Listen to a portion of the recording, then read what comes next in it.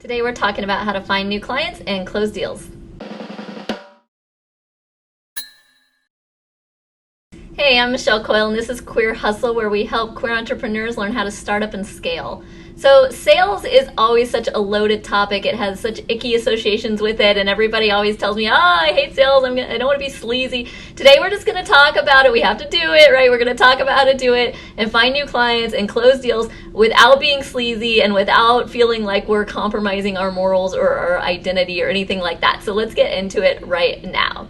Okay, so the first trick to doing this and making it enjoyable for you and everybody else and not being sleazy is to make sure that your marketing is on point, right? Sales is the stuff that we do to go out and push, right? And marketing is the stuff that we do to pull people in. So if our marketing isn't on point, that means we're going to be spending time out there pushing, and it's that pushing feeling that everybody wants to avoid, that everybody hates. Everybody hates to be pushed. Everybody hates to push. We don't want that. Instead, we want to pull people into you. So we want to make sure that our marketing is on point. If you don't have a marketing strategy, a brand strategy, and then a marketing tactical plan, meaning, paid marketing, organic marketing, some kind of combination of both that's going to attract potential leads and clients into you, that's going to be your first step, because having that set up is going to make this whole process much, much easier, right? We want to make sure that we have lots and lots and lots of leads coming in to us. So converting these leads, meaning closing these leads, gets much, much, much easier when you have a lot of them. They're coming into you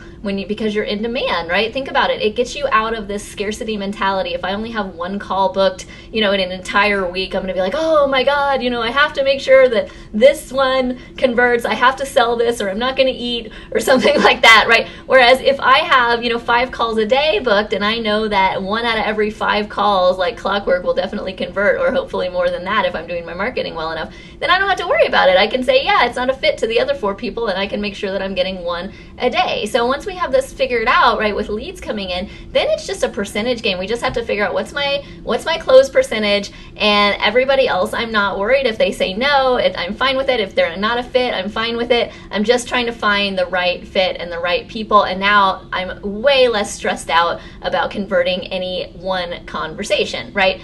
So part of this is about getting into what we call an enrollment mentality, right? Especially if you're in a service business, right? But even if you're in a product business selling some kind of a high ticket item like cars or something else, right? It's more about, hey, this is an intake process, right? I'm looking to make sure that you are the right fit, you prospective client are the right fit for what I'm doing, for my service, for my product, whatever it is.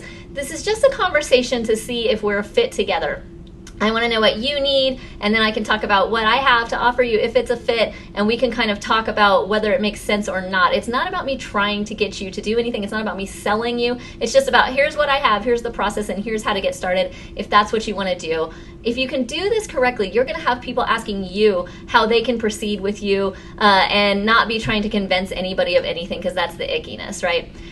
So as you're doing this, remember, this is, if I had to drill my number one sales tip down, it would be just listen more than you talk, like way more than you talk, right? So in a good sales conversation, if you're doing it right, you should be listening like 80% of the time and talking like 20% of the time, or even like 90-10. Way, way, way more you want to listen, because the whole point of you being there is to understand what your potential client needs and to just figure out if they are a good fit for whatever you have, right? Because you're working with integrity. You're not trying to sell anything to anybody. You want to make sure that this is the right fit for them. And so that's going to involve asking a lot of questions, letting them talk, letting them, sometimes people need to process out loud or whatever about exactly what it is that's bothering them. They're on the phone with you for a reason, or they're in a meeting with you for a reason, or they're in a conversation because they had a need and they knew they had a need. So you can rest assured that they want to be there, right? You're not just like tackling people at cocktail parties and making them talk to you about this, I hope, right? So they want to be there. Your job is to ask questions, find out exactly what they want, what they need, what the outcomes that they're desiring are, and try to assess whether you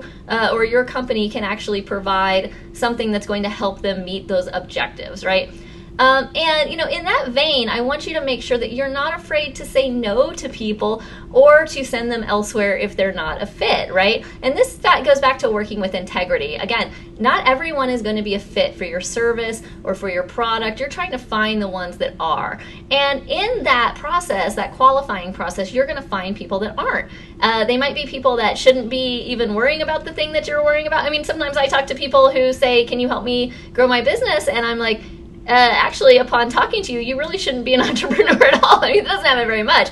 But sometimes I talk to people that would rather be doing something else, and they're kind of starting a business because their dad thinks they should or something like that. So I bring that stuff out and I say, you know what? No, I don't want to help you do something that you don't want to do. So let's just talk about whether this is a fit for you at all. Or if, yes, that's a good thing for you to be doing, you need to be growing a business, or you need to be doing whatever they think they need to be doing, and they come to you as the expert to ask for your opinion on, I can help you. Or, you know what, I'm not the right person to help you with this, but I actually know who is, right? Like when people come to me and they want to do lots of paid speaking engagements, for instance, that's not something I specialize in, but I have a friend who does. So I will send them to the person. I say, I know the guy that's the best at this.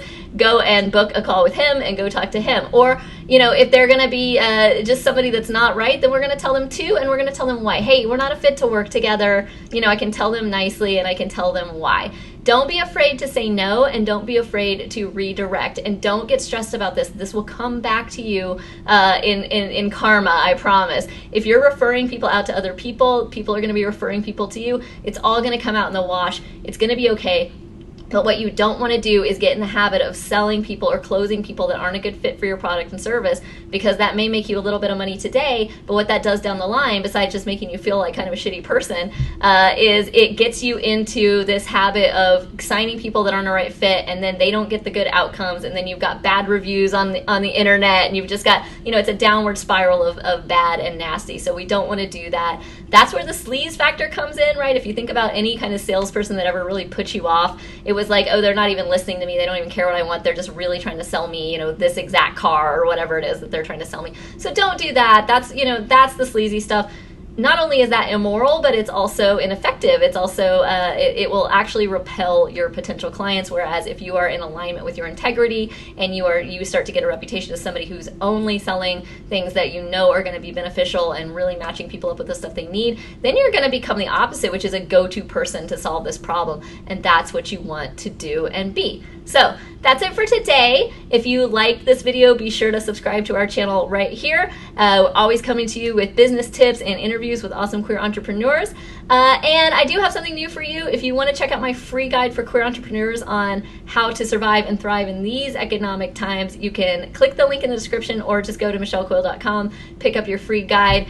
Would love to hear what you think about it. Listen, if you like this video or you want to talk about anything here and have a dialogue, just drop me a comment. Let me know what you think. Or if you have any ideas for new videos coming up, we always love to hear that too. Really want to go back and forth with you. So don't be shy. Leave us a comment and we will engage with you, I promise. So that's it for today, guys. I know you can do it. Go out, let it shine. We'll talk to you next time.